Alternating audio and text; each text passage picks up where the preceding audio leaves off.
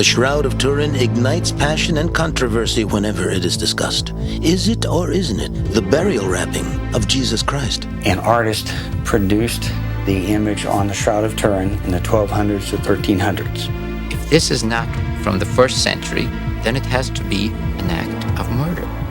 Most of that mystery was seemingly put to an end in 1988 when the carbon-14 dating results were announced. It dates to the year 1350. I don't care what the other labs say, that's the answer. But now that data has been challenged. If there were these living microorganisms on the shroud, then the C14 carbon dating studies could not possibly be correct. New and fascinating evidence is stirring again the passions of those who investigate the shroud. There is human DNA present on the sample. No question about the identity of the man. On whatever level one looks at this artifact, it is extraordinary. I believe that the shroud is the Holy Grail. Whether it is considered a sacred relic, an impressive fraud, or even a symbolic representation of a man's suffering, it is riddled with inconsistencies. The Shroud of Turin is a contamination nightmare. We're going to look at all the new evidence, and with the help of 3D computer technology, you will see the man of the shroud, whomever you think he is, in an utterly new way.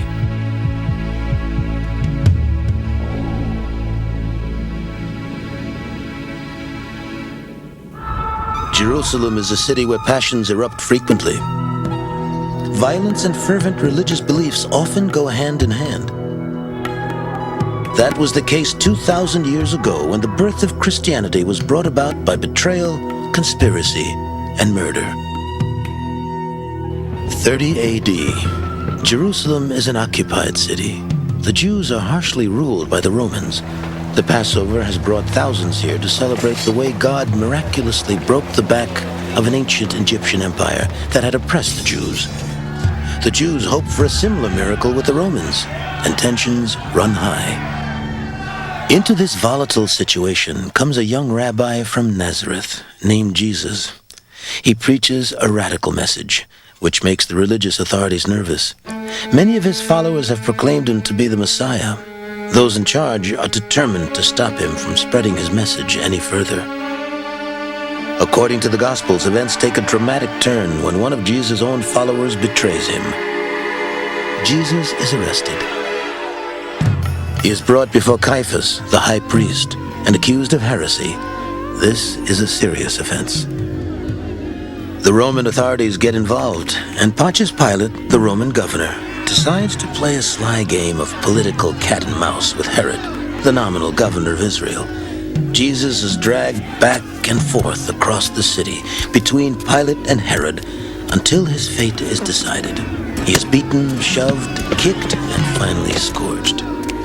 Steel balls rip into his flesh, bringing him close to death.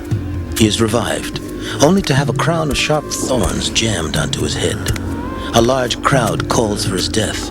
Pilate tires of the game and condemns Jesus to be crucified. For Jesus, the suffering has barely begun. He is forced to carry a beam weighing more than 100 pounds to a distant spot outside the city walls. Exhausted and in shock, he staggers toward death. Arriving at the execution site, his arms are nailed to the beam, 5 inches of iron driven into his wrists. When the executioner gives the signal, the beam is lifted onto the upright part of the cross, and another iron spike is driven through his feet. As Jesus dies, the Gospels report that the earth trembles and that a darkness falls on the city. To confirm his death, a soldier thrusts a spear into his side. It is late afternoon now. The Sabbath starts in less than 2 hours. Friends of Jesus bold enough to act on his behalf, Joseph of Arimathea, chief among them, ask for his body so that it may be entombed before sundown as Jewish custom requires. The Gospels report that Pilate himself grants this request. And Joseph brought a linen cloth, took him down, wrapped him in the linen cloth, and laid him in a tomb which had been hewn out of a rock. He then rolled a stone against the entrance of the tomb. Some would say the legend of the Shroud of Turin began on the Sunday following Jesus' execution. The Gospels report that his disciples found the tomb empty that morning, and the linen wrappings which lay over him were left behind. Is that cloth from the empty tomb the same piece of linen now enshrined in a cathedral in Turin, Italy? Welcome. I'm Hector Elizondo. We're about to take a journey from ancient Jerusalem into the heart of 20th century science, a journey full of intrigue and drama. As we explore the mystery of the man of the shroud, he will emerge in a way he's never been seen before. Is the Shroud of Turin evidence of the most famous homicide in history? Many look at the stains on this large sheet and say the proof is undeniable. Others look at it and say it is impossible. 100 years ago, the Vatican allowed the shroud to be photographed for the first time. The face of the man stunned the world.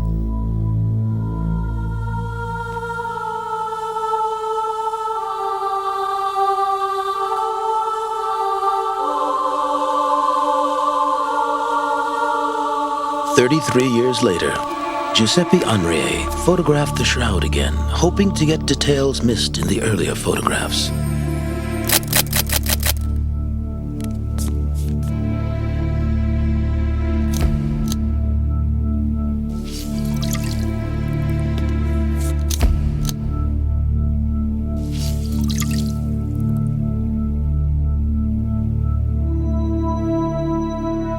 These photographs prompted Pierre Barbet, chief surgeon of St. Joseph's Hospital in Paris, to mount a scientific investigation of the shroud.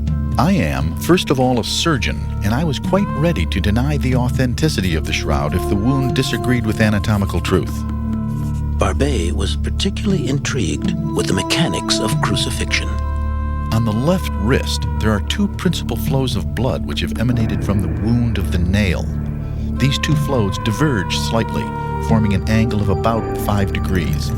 As a surgeon, Barbet knew that the hanging position of the crucified on the cross allowed him to inhale. But it is only by raising himself up on the nail through the foot that he could exhale. In each position, raising and sagging, the blood would make a slightly different angle with the axis of the forearm. Experimenting with cadavers, Barbet discovered that this wound, the nail through the wrist and not the palm, while surprising, bore the stamp of anatomical truth. A nail driven through the palm of a hand would not support the weight of a man. A nail through the wrist, however, would secure the crucified to the cross. Trained executioners would have known by experience the ideal spot for crucifying hands. For Pierre Barbet, the wounds to the hands and the feet, as represented on the shroud, confirmed at least the medical reality of crucifixion. But what does the archaeological record tell us? Jerusalem is a city where the past is as passionately maintained as the present. Occasionally, it yields archaeological surprises, some of which illuminate the mysteries of the shroud. In over a period of 800 years, I would suspect that tens, if not hundreds of thousands of people were crucified. This form of death by crucifixion was the most humiliating, the most painful, the most sadistic. In 1968, they found here in Jerusalem what I think was probably one of the most important finds regarding the question of crucifixion in early Christianity. The remains of a man who had been crucified in antiquity. His name was Yohanan, and his heel bone was found among the remains. A spike, it went completely through the heel, and then it went into the tree. But prior to doing that, they drove it through a piece of wood to act as a washer. And evidently, when it went into the tree, it probably struck something which was hard, perhaps a knot in the tree, and what it did was it fish hooked. What's interesting, if hundreds of thousands of people were crucified over 800 years, why is this man the only physical evidence of it ever found in the world? It's clear, to me, is that most people were tied to crosses. One of the ways of doing it is just simply to go and tie the person's hands together and then suspend him from a tree, from a bar, from a beam. By doing it in this manner, you're dead within an hour. Using ropes was a cheaper way to secure someone to a cross, but nails were more painful. If the Romans needed to make an example of a particular criminal, the nails were used. This is consistent with Barbet's interpretation of the markings on the shroud. But what of the shroud itself? Is it even possible that it is a first-century textile? First-century textiles are very rare indeed. When they are preserved, they are rarely intact like the shroud. Beyond that, most first-century textiles are woven in a plain weave called tabby, one over, one under. The shroud is in a different weave. It is woven in a technique that is called twill. It's a 3-1 twill. This twill technique was a European technology, but the fabric could have been imported by Roman merchants. We have several hundreds of textiles from the 1st century. None of these are similar to the shroud. I personally don't believe that the shroud from Turin is a genuine shroud because it's too big. It's more than 4 meters. I also don't believe that the face will be wrapped. They mainly wrapped the parts of the body in order to keep it from being exposed to the eyes of the people who participate in the funeral. What we know of Jewish burial custom seems to be at odds with the reality of the shroud. Now, those who believe in its authenticity would argue that the cloth could have been purchased by a wealthy friend. Now, the question of whether or not the face was covered remains a mystery. Now, perhaps a future archaeological discovery will give us the answer. One such archaeological find gave the story of the Passion of Jesus a startling historical resonance. It involved the discovery of a 1st century stone box called an ossuary. Ossuaries hold the bones of the dead. We got a phone call that a cave was found in Jerusalem. 12 ossuaries were found in the cave itself. 5 of them were inscribed. The inscription bore the name Joseph, the son of Caiaphas. Caiaphas was the first priest who presided over the interrogation of Jesus. This was the first archaeological confirmation of his existence. Can I say that Joseph, son of Caiaphas, was the exact high priest which we found in the cave? It's the same time, it's the 1st century AD, there is no doubt about that. Is it the person itself? That's a question. This kind of dilemma is typical of anything connected with the shroud. Whenever one question seems answered, another immediately surfaces. Archaeology gives us general ideas about the life and times of the historical Jesus. Some, like Pierre Barbet, argued that the Shroud of Turin gives us specific information about how Jesus died. Altogether, I have counted more than 100 marks due to the scourging. The scalp bleeds very easily and very vigorously. One can see flows of blood the whole way up the head, each one following irregular courses. The shroud bears clear images of a wound on the side. A very large flow of blood is partly hidden by a piece of linen sewn on after the fire of 1532. The Gospel of St. John insists that Jesus was dead at the time of the blow with the lance. My experiments with dead bodies have shown that when the body is laid horizontally, the blood of the inferior vena cava would have flowed back into the right auricle, going through the tunnel made by the lance. This would slip around the side to the back, going right across the lower part of the thorax. Could this be the work of a forger? All of the bloodstains are abnormal, different from traditional iconography, which indeed they usually contradict. If this is the work of a forger, then the forger would have to have been a trained anatomist, for there is not one single blunder. Indeed, anatomy bears witness to authenticity. Barbet's ideas stirred the passions of scientists for years to come. But would those scientists, picking up where Barbet left off, agree with him? The Shroud of Turin is the most studied archaeological textile in history, and yet all the questions remain. Who was this man? What did he look like? Is the shroud a fraud? Will it ever give up its secrets? When the shroud was put on exhibition in 1978, passions were ignited yet again. This time, those passions belong to the scientific community, and the resulting actions still generate controversy. A group of interested parties, calling themselves the Shroud of Turin Research Project, obtained permission from the Vatican to do extensive, non-invasive tests on the cloth. Of particular interest was whether or not the supposed bloodstains on the shroud were, in fact, blood. A popular theory was that the shroud was just a clever painting. these scientists had the knowledge and the equipment to prove or disprove this idea once and for all. I thought of it as a piece of evidence, almost like a forensic a crime scene. Vern Miller was the official science photographer for the investigation team. His area of expertise, fluorescent photography, would prove crucial to the team's findings. We did spectral work, radiated the shroud with all different energy levels and recorded that on X-ray fluorescent film that gave us a very precise indication of the chemistry on the shroud. There were some surprises when the X-ray fluorescent photography of the presumed bloodstains was analyzed. Sam Pellicore was one of the investigators working with Vern Miller. It was found that around some blood areas there is a fluorescent ring. That fluorescent ring behaves the same way as the serum of whole blood. In other words, the serum separates out from the whole blood, leaving the solid products and then leaving a ring of serum. It was very easy then to confirm with whole blood that you could spin the blood in a centrifuge and separate the cells from the serum, and the serum fluoresced very brightly, and the cells, of course, did not. To further confirm the presence of blood, the team also subjected the shroud to photomicroscopy. The blood areas you could see incrustations like crystallization, solid material caught in the threads. We concluded that the apparent blood stains were really blood.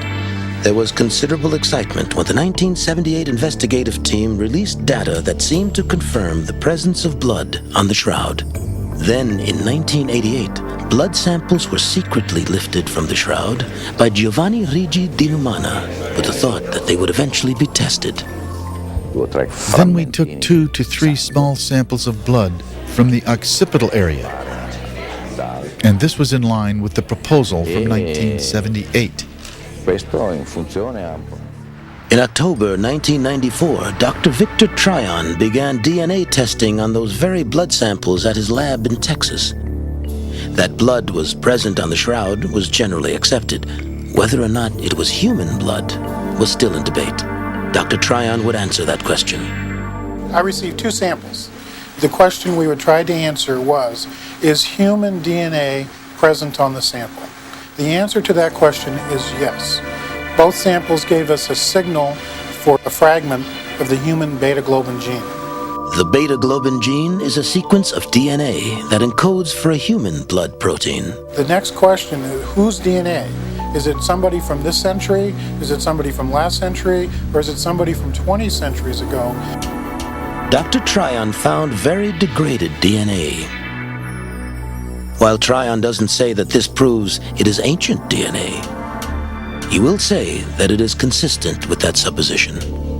The next question that was asked was, is it male DNA or female DNA? Tryon found both X and Y chromosomes. To him, this meant that the blood fragments he tested came from a male sample. There is no doubt that the sample we tested is a male sample. The results of these tests touched off an instant controversy. Cardinal Salderini of Turin is the official keeper of the shroud. He did not authorize the testing and was not pleased that it was done. I am the custodian of the shroud. The samples, I cannot say that they are those of the shroud. Who gave it to them? I assumed that the samples were brought to us by what was represented to me to be a representative of the Vatican, the owner of the shroud. Who gave it to them? From what fabric were they taken? I didn't give anyone the responsibility. So as the custodian, I cannot recognize the test. They were not improvised. They were done in the presence of official caretakers. The debate over the blood samples raises perhaps an even more important question. Can any sample that's tested be confirmed as belonging to the man of the shroud?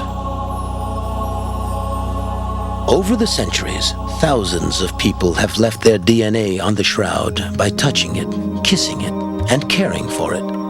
Because the shroud is contaminated with so many people's DNA, the DNA Dr. Trine identified may not have been from the actual person who left the bloodstain.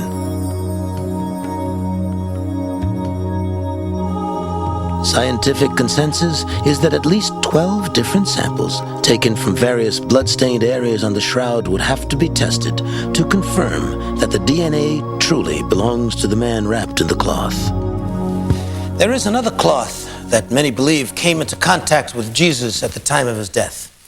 A cathedral in Oviedo, Spain, claims the long tradition of possessing this cloth. It's called the sudarium.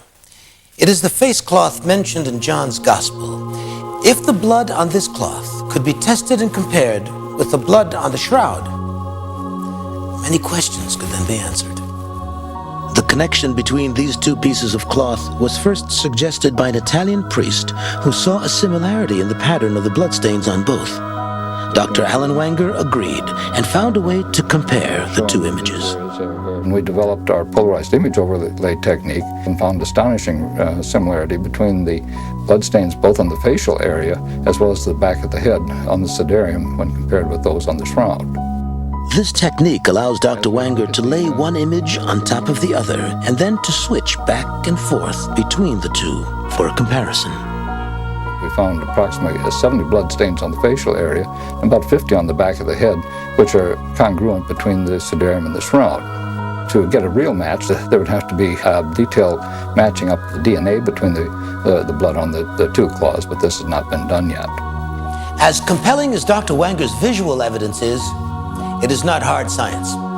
What is considered hard science is carbon-14 dating, or so it was thought. Next, we will look at that dating and those who challenge its accuracy, then some startling visual evidence. In 1988, the shroud was put to its most rigorous test ever. Since the shroud's linen was once living flax, carbon dating was thought to be a reliable way to determine its age. Dr. Harry Gove. So it's a really accurate way, plus or minus 50 or 60 years, of measuring when a living creature or plant actually died. Most of the carbon that's in natural living objects is carbon-12, and that lives forever. The carbon-14, on the other hand, has a half-life of 6,000 years, which means that if you have 100 carbon-14 atoms in your hand now, 6,000 years from now, there'll only be 50. Cardinal Balestrero, caretaker of the shroud at that time, entrusted 3 labs with samples to be tested. One lab was in the United States. I was fortunate enough to be invited to Arizona when the measurement was made there. They had taken this small sample of shroud and converted it to graphite, put it in their small accelerator, and in 10 minutes they had a measurement of the ratio of carbon-14 to carbon-12. The scientists performing the carbon dating documented the procedure. Physicist and lab director Doug Donahue was the project leader. Doug looked at a calibration curve, and he said, this shroud dates to the year 1350. I think I saw him paling visibly. He is a Catholic, and I think he wanted it to be 2,000 years old. I wanted it to be 2,000 years old, but he said it's dates to the year 1350. I don't care what the other labs say, that's the answer. The other labs agreed. The average date came out to be 1325. It appeared that the shroud could not be the actual burial cloth of Jesus Christ. The case seemed closed. The mystery solved. We were all disappointed. Nothing having to do with the Shroud of Turin is accomplished without controversy. People's passions keep the answers anything but simple.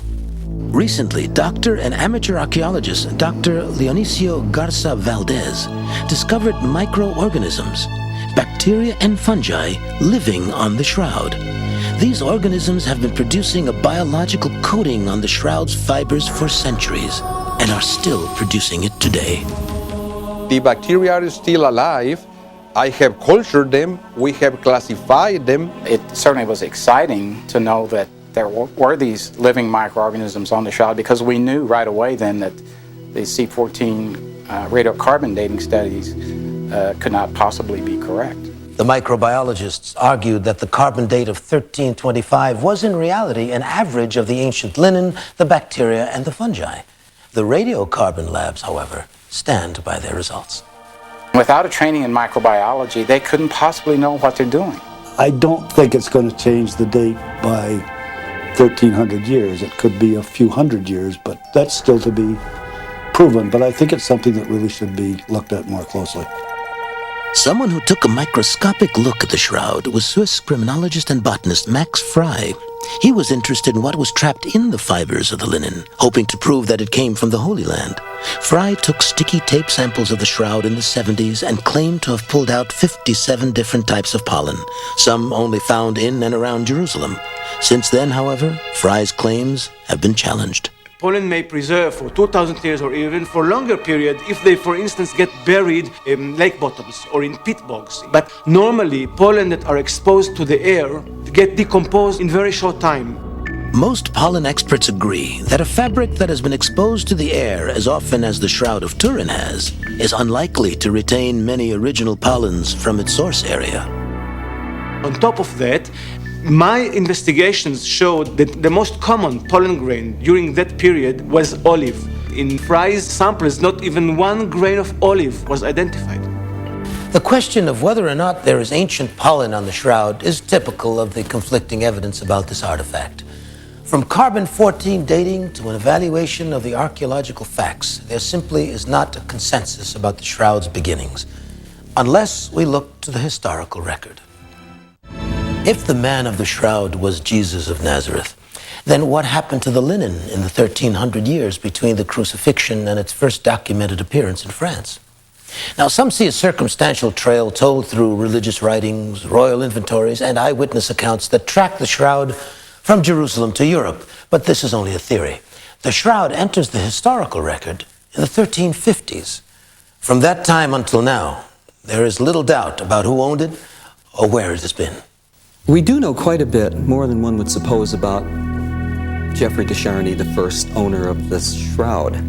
He was a knight. He was in the service of the King of France during a life and death war in the country. De Charny was so loyal to his king that he fell in battle protecting him. He is also remembered for writing a book on chivalry in which he defined the ideals of a French knight. These kinds of things define the man as someone who would not have acquired the shroud in any dishonorable way. Nevertheless, there is no mention of the origin of the shroud until it turns up in Lirey, France. And this was a period when relics were commonly created as aids for the faithful. Some see a perverse scenario in this fact. The awful possibility of the shroud for me is that somebody in, let us say, the 14th century crucified somebody. If this is not from the 1st century, be it from Jesus or somebody else, then it has to be an act of deceit and quite possibly an act of murder. And that the purpose of doing that was to create almost the most perfect relic. The relic fad gained a great impetus at the time of the Fourth Crusade. There was a plethora of relics all over Europe in churches and cathedrals. The purpose would have to be religious power, financial gain, to create the major center possibly for a religious pilgrimage.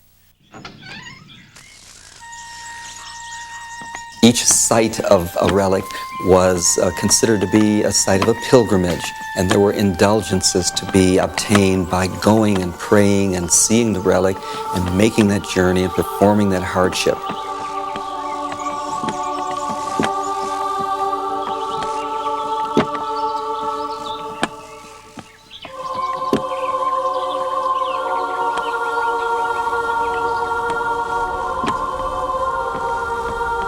It was the way that Christians showed God. They cared about the afterlife and not so much for this life. It was part and parcel of the Middle Ages, which was a period of basic poverty. The relic was available to all pilgrims who came to venerate it. Pilgrims came from all over. And each time a pilgrim came to Lyrae, they would ask the priests to take the shroud out that they might do their obeisance in their honor and say their prayers.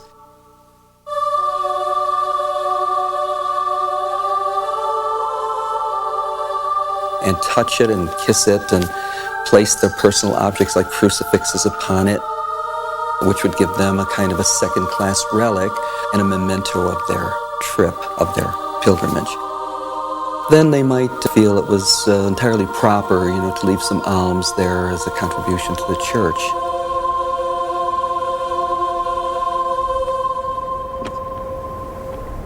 This was the substance of the first controversy surrounding the shroud. In the late 1300s, Pierre d'Arcy, the Bishop of Troyes, complained to the Pope. The unfortunate effect of all this on the faithful is to... He felt that the shroud was a fake, and that the de Charny family was simply using it as a revenue producer. The Pope declared it a representation, but still allowed it to be venerated. After the death of Geoffrey II, his daughter Marguerite de Charny became the owner of the shroud. She transferred ownership of the shroud to the Savoy family, probably because she needed funds. The Savoys took it to Chambéry, where it was placed in a great cathedral. 80 years later, a fire broke out in that cathedral, which almost destroyed the shroud. It was saved by several deacons. The shroud was stored in a silver chest, and by the time it was carried out of the flames, the silver was beginning to melt. Some of the melting silver fell in upon a corner of the shroud as it was folded and burnt a hole through many layers. The repairs were made that we can see on the shroud today by the Poor Clare nuns that were invited with their sewing skills to make patches. In 1578, shortly after the fire, the Savoy family left Chambéry, taking the shroud with them across the Alps and settling in their final residence in Turin, Italy. They housed the shroud in an old Romanesque church in honor of St. John the Baptist in Turin. It's still there today. As we've seen, there is no hard evidence of the shroud's existence before it came to France, which is consistent with the carbon-14 dating. However, others would point to images of Christ in art before the 1350s as proof of the shroud's authenticity. Did the shroud image inspire the traditional depictions of Christ, or did those traditional images inspire someone to reproduce that likeness on the shroud?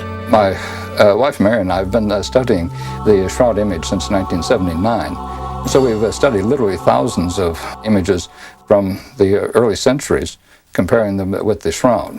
And so that we find that many of these are highly accurate depictions based on the shroud image.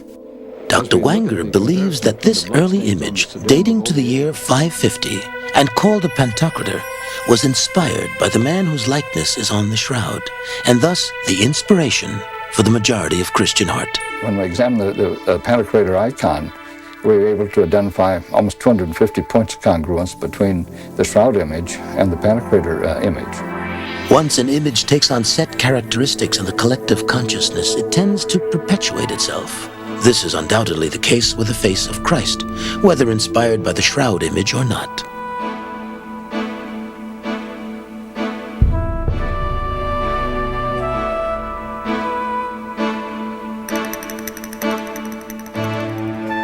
Even though the face of Christ is a dominant and essentially unchanging image in Western art, it is important to note that nowhere in Scripture is a physical description of Jesus ever given.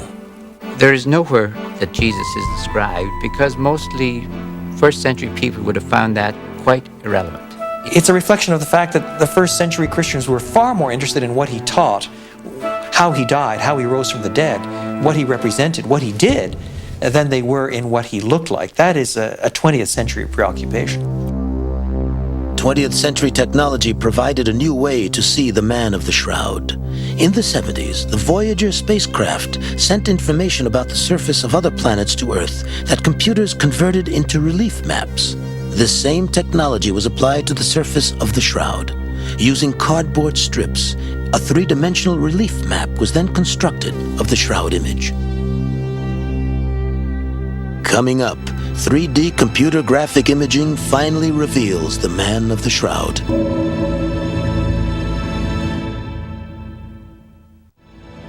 Since the first photographs of the shroud were taken, people have been intrigued by what the man really looked like. Now, sophisticated computer graphics imaging gives us a definitive interpretation.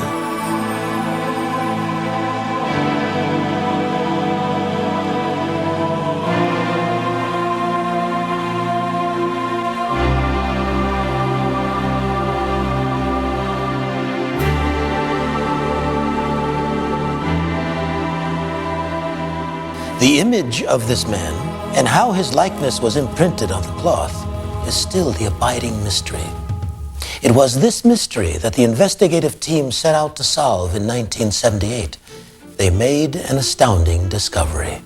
This image is only on the top surface of the cloth, and indeed on the top fibrils of the individual pieces of linen. The discovery that the image was only on the top threads of the cloth immediately dismissed two theories. One, that gases from a decaying body had caused the imprint, and two, that the image was painted. The painting theory was even further dismissed by the X-ray fluorescent photography. The experiment showed that there was a small amount of ferric oxide present on the cloth, but not nearly enough to make a pigment to paint an image on the shroud. In 1994, a professor of textile science at the University of Tennessee, collaborating with a student, reported that they had solved the mystery of the shroud. They claimed to have duplicated the image using a dust drawing technique known to artists for hundreds of years. Dust drawing uses a pigment like powdered aloe. You simply draw using a powder on a smooth sheet of paper. And while you draw, you encode the three-dimensional information in the subject. For example, if you're going to draw me and encode my three-dimensional structure in the drawing, the closest thing to you is the tip of my nose, so you would apply the most pigment on the paper there and apply less and less pigment as my facial features are farther away from you. And then you take a fabric, lay it on the paper, and just rub over the paper with a block of wood, and that transfers some of the pigment on the paper to the fabric and heat your fabric and produce an image which is permanent, and it would be impervious to fire or water. Brazil then subjected his shroud image to computer analysis. The idea that the Shroud of Turin contains three-dimensional information is something of a misleading notion. However, the rendering of the shroud's light and dark values does produce a three-dimensional effect, and Brazil's image was similar to the shroud's in that way. It was also remarkably like the shroud in other aspects. Our drawing technique can produce an image which is contained only in the topmost layer of the fabric and produces no brush strokes. While this technique satisfies much of the criteria for the shroud image, it would still have to have been the work of an artist. To many, this is a technical impossibility. As an artist, I see certain paradoxes on the shroud which I cannot professionally explain, and neither can any other artist. It takes a professional artist to see that the body on the shroud is an extremely perfect body. People don't notice that this body is not straight. It is not lying straight on that shroud. It is bending forward. The head is also bent a little bit, and the knees are quite a bit pulled up, which causes the image to be foreshortened. If the shroud is medieval, then the artist who created it was a genius and used perspective techniques that were not discovered for more than 100 years. Religious people will say that it's the resurrection which caused it. I am not arguing that I'm an artist, not a theologian. What I am arguing is that somehow, since the shroud is a real object, somehow the laws of physics have to be present.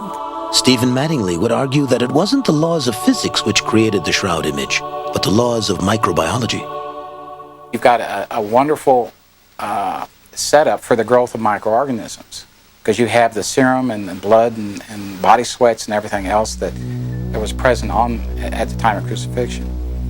Now these organisms can begin growing at those sites where the body was wrapped. Because of the presence of blood and other fluids, Dr. Mattingly feels that the normal bacteria present on the body would have multiplied on the linen even after the crucified corpse had been removed from it. Over time, the image now seen would emerge. Dr. Mattingly demonstrates this principle by leaving the normal bacteria of his fingers on a culture whose blood-based environment is similar to the shrouds. After 3 days, the bacteria has created a confined image. Mattingly feels that those areas on the shroud where the image is darker simply have a higher concentration of bacteria. Whatever process formed the image, most now agree on one aspect of the mystery. A real body was once wrapped in the cloth. But who was it? An unknown victim of crucifixion from the 1st century? A cadaver from the Middle Ages? Jesus of Nazareth?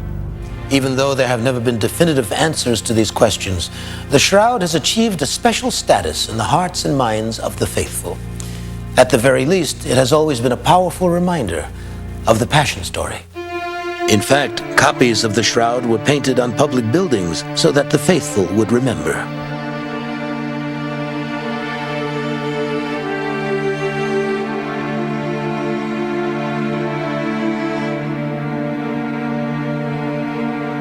Today, whenever the shroud is put on public display, huge crowds come to pay their respect. The passion that the faithful bring when they make a pilgrimage to see the shroud is also a kind of evidence. Evidence that, whatever its origins, the shroud's message is crystal clear. What it means to the believer is what's important, for symbols move us powerfully and often unconsciously. The message of the shroud is legible in the image impressed on the sheet. Through it, we can see the story of Christ and his crucifixion. It is a phenomenon, extraordinary. It is something that touches you deeply. It fires their imaginations. I can understand that for them it may do them some personal good in terms of reflecting on the sufferings of Christ. It seems to me absolutely human that our faith is involved in concrete manifestations of time and place and relic and artifact. What's not good is if you try to turn these places and times into some sort of replacements for Jesus or for faith itself. The sheet is not Christ himself in any case. It is a sign that speaks to us in every case of what he did for us. We cannot say that the man of the shroud is Jesus Christ. It would be very, very wrong to say that. But science cannot prove it, the arts cannot prove it. There is a strong indication that it may be, but we have to leave it at that. Why should science be poking its nose into this lovely object? It still remains a fascinating object of science, and with a lot of mystery attached to it. When all is said and done, science will not settle the issue of the shroud's authenticity. That's because the shroud's message is not scientific. It's not about carbon dating or DNA or microbiology. The shroud is about passion. That isn't something science can measure.